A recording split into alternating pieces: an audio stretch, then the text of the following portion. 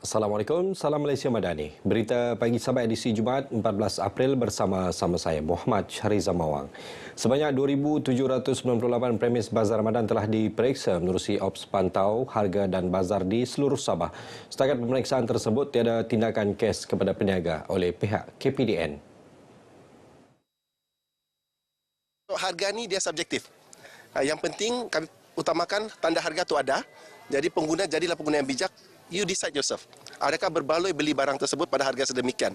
But kita ada banyak pilihan. Bazar Ramadan sangat besar dan banyak dia punya gerai-gerai. Jadi kita harap para pengguna, para pembeli gunalah kebijaksanaan dan belilah dengan ikut kemampuan. Beliau berkata demikian kepada media ketika ditemui dalam program agihan bubur lambuk dan menyantuni penjajah Bazar Ramadan di lintasan Diasoka, Kota Kinabalu. Georgie turut memaklumkan KPDN Sabah dengan kerjasama rakan strategik akan menawarkan pemberian insentif e-tunai kepada 6,000 pengunjung pada 15 dan 16 April ini di Bazar Ramadan Rahmah BRR lintasan Diasoka Kota Kinabalu dan Sabindo Plaza Tawau. Insentif dalam bentuk e-dompet bernilai RM20 itu diberikan kepada 1,000 pengunjung terawal di setiap lokasi BRR. Sementara itu, KPDN menjamin bekalan gula bagi daerah sandakan adalah mencukupi. Setakat ini, sebanyak 132.4 tan metrik gula sedia ada di daerah berkenaan dan tambahan 237 tan metrik lagi dijadual tiba minggu ini dengan jumlah keseluruhan sebanyak 369.4 metrik tan. Akan datang dalam masa dekat ini, stok bekalan akan sampai sebanyak 237 tan. Boleh menampung keperluan sepanjang musim perayaan inilah. Untuk minyak masak pula, kita jangan risau. Kita daerah yang bertuah sebab kita ada 22 kilang minyak masak di mana lebih kurang 4 juta kilo satu bulan. Jadi memang tidak ada istilah kekurangan bekalan minyak masak paket di sini. Beliau ditemui media selepas melakukan pemantauan di gudang pemborong sekitar sandakan. Menurutnya, pemborong turut menyediakan 10% bagi setiap bekalan barangan keperluan untuk diagihkan ke kawasan luar bandar meliputi Beluran, Telupit, Tongot dan Paitan melalui program KPDN Prihatin. Hasrat memperkenalkan program Bazar Lestari merupakan wadah menyedarkan pengguna ke arah pengurangan penggunaan plastik sekali guna sebagai langkah membantu dan menjaga kelestarian alam sekitar dan generasi masa depan. Inisiatif ini juga sejajar dengan Pelan Hala 7 Malaysia ke arah sifar plastik sekali guna 2018-2030 yang telah dilancarkan pada Oktober 2018. Pengarah Jabatan Alam Sekitar Sabah Amirul Arifin berkata, ia sejajar dengan konsep sambutan Hari Bumi 2023 pada 22 April nanti bertemakan Invest in Our Planet bagi memberikan kesedaran tentang pemeliharaan dan pemuliharaan alam sekitar. Ia juga bertujuan mempromosikan pendidikan dan kesedaran alam sekitar secara meluas dalam kalangan orang awam meliputi pelbagai lapisan masyarakat. Justru kempen penggunaan eco bag telah dilaksanakan bagi memastikan konsep hijau dan mesra alam ditingkat dalam kalangan masyarakat, terutama generasi muda.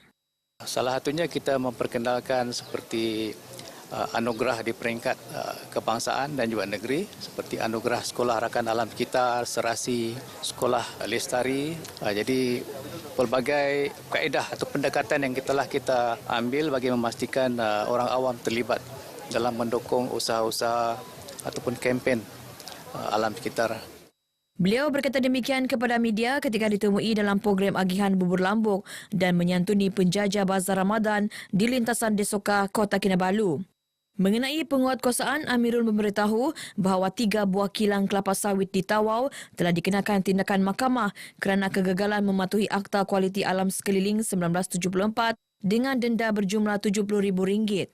Selain itu, pada 23 Mac pula, Mahkamah Seksyen 2 Kota Kinabalu telah menjatuhkan hukuman ke atas pihak pengurusan sebuah kondominium di Ibu Negeri ke atas kesalahan di bawah Peraturan 7/1/B PPKAS 2009 dengan jumlah denda RM13,000. Majlis Tilawah Al-Quran Polisisi Peringkat Kebangsaan tahun 2023 meletakkan Johan buat Kori mewakili Politeknik Sandakan Muhammad Najib Jiman dan Koreah mewakili Politeknik Nilai Anis Nur Aisyah Az-Zahar. Mereka adalah antara 97 Kori dan 66 Koreah mewakili 60 Politeknik dan Kolej Komuniti seluruh Malaysia yang berlangsung di Beaufort. Okay, Alhamdulillah, seberbesar hati sebab dapat mengharumkan nama Politeknik saya lah, Politeknik Sandakan Sabah. InsyaAllah saya akan terus berlatih dan berlatih lah untuk mendapat tempat di peringkat yang lebih tinggi. Sangat rasa gembira dan saya tak sangka lah sebab sebelum ni saya tak pernah menang kebangsaan. So ini buat saya rasa sangat teruja tahun ni dapat menang Johan Tilawah Quran Kebangsaan. Saya akan terus belajar dan belajar lagi untuk lebih maju lagi. Hasil daripada program ini kita harapkan dapat sedikit sebanyak membentuk pelajar kita kepada kerohanian yang lebih baik, dan seterusnya nanti kita akan memilih beberapa kori dan koreah tadi untuk diberikan bimbingan selanjutnya dalam pertandingan-pertandingan yang akan datang di peringkat Kementerian Pendidikan Tinggi. Masyarakat terus diingatkan agar tidak mendedahkan sebarang maklumat peribadi, akaun bank atau nombor kad kredit kepada individu yang tidak dikenali melalui panggilan ataupun menerusi laman sosial. Sekiranya terpedaya, mereka boleh menghubungi Pusat Respons Scam Kebangsaan NSRC melalui talian 997. Pesanan pihak polis kepada masyarakat di luar sana. So di musim-musim perayaan ni, kalau kata kita buat pembelian secara dalam talian, kita hendaklah sentiasa peka, jangan sampai kita jadi mangsa penipuan. Jadi sekiranya menjadi mangsa penipuan, so dengan segeralah hubungi pihak NSRC di talian 997 supaya kita dapat membantu mangsa penipuan ini. Beliau berkata demikian selepas menjadi tamu Sabah FM di Kota Kinabalu. NSRC akan menyekat aliran wang yang masuk ke dalam akaun penjenayah dalam tempoh 24 jam. Ia memfokuskan makau scam, cinta cyber, pembelian secara dalam talian, pinjaman dan pelaburan tidak wujud dan tipu pekerjaan sambilan. Talian 997 beroperasi setiap hari bermula pukul 8 pagi hingga 8 malam. Pertubuhan Wanita Sabah Dewasa merancang akan mengadakan program celik dan bijak di alam cyber, dijangka akan diadakan pada bulan Jun nanti di Wisma Wanita Kota Kinabalu. Seminar bertujuan memberi pendedahan kepada wanita berkaitan kesedaran kepada keselamatan cyber sekaligus melindungi wanita dari segi sosioekonomi, pendidikan maupun perundangan.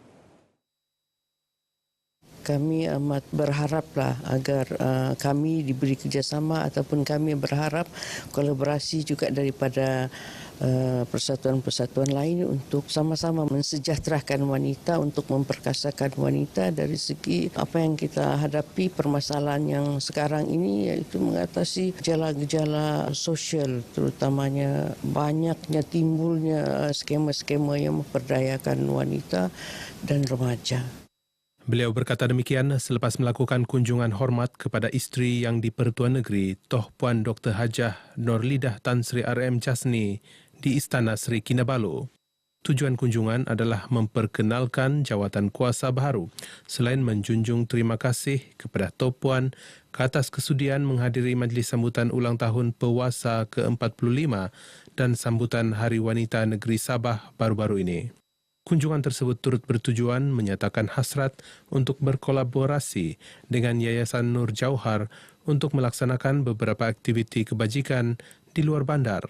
PEWASA turut menjalankan aktiviti kebajikan sepanjang bulan Ramadan dengan menyantuni beberapa asnaf di sekitar Kudat, Beaufort, Papar dan Sepitang. Kemudahan jalan raya di kawasan Dun Liawan akan terus dipertingkat demi kepentingan rakyat. Keutamaan terhadap naik taraf jaringan jalan raya turut membantu merancangkan sosioekonomi penduduk di kawasan tersebut. Kita melawat tapak jalan raya ke Kampung Sembiling Mentatap yang sudah bermula pada tahun ini dan dijangka akan siap pada tahun hadapan. Siap saja jalan ini akan memberi banyak manfaat kepada penduduk sekitar kawasan ini. Bukan saja di kampung saya rasa, tapi semua yang pemilik-pemilik tanah di sini. Kami sangat berbangga sebab kami kena bagi kemudahan yang beginilah yang kami idam-idam selama bertahun-tahun. Jadi kami sangat bersyukur betul-betul. Memang cukup bagus, terutama sekali kemudahan orang kampung, di mana orang kampung mengeluarkan hasil dengan mudah, bukan seperti dulu. Kadang-kadang Tersangkut tengah jalan. Saya sendiri pernah sangkut sini. Berterima kasih kepada kerajaan lah untuk peruntukan jalan yang kena bikin sekarang ini. Kemudahan semua yang budak-budak pergi sekolah, yang macam kami penduduk kampung sini, kemudahan semua untuk pergi ke Pekan lah. Jalan raya sejauh 4.86 km yang dibina dengan kos 21 juta ringgit ini mula dibina pada April 2022 dijangka siap April tahun depan. Perbadanan Pembangunan Ekonomi Sabah SETCO komited melaksanakan program ziarah Ramadan dengan menjelajah ke seluruh negeri bertujuan menyantuni golongan asnaf selain menjelajah ke beberapa buah masjid dan pusat-pusat tahfiz yang terpilih tahun ini. Ziarah tersebut bukan sahaja membantu golongan memerlukan, malah berupaya mengeratkan hubungan kekeluargaan sesama ummah. Program ini telah pun bermula pada 7 akhir bulan April, bermula daripada Ranau, Kundasang, terus ke Tambunan dan kita terus ke Ningau, Sok dan Tawau. Alhamdulillah kita menepati sasaran. Kita telah pun melawat 3 mahat tahfiz lah. Mahat tahfiz Bayu Syahadah, mahat tahfiz di Baidatul Syahadah di Keningau. Kita juga membuat program berbuka puasa bersama anak-anak tahfiz mu'alaf di Tambunan. Kita melihat dia sebagai satu inisiatif yang amat baik di mana pihak-pihak yang berkepentingan, berkewajipan boleh membantu di kawasan Dun Sri Tanjung khususnya. Alhamdulillah, ini bukanlah kali pertama aktiviti sebegini diadakan oleh pihak SETCO kerana ia adalah acara tahunan dan kita harap ia dapat diteruskan lagi pada masa-masa akan datang. Mereka berkata demikian di Surau Nurul Iman Kampung Imam Sambakong di Tawau. Paparan itu mengakhiri berita pagi Sabah edisi Jumaat 14 April. Teruskan kesetiaan anda bersama RTM. Saya Muhammad Syariza Mawang. Salam Malaysia Madani. Terima kasih tak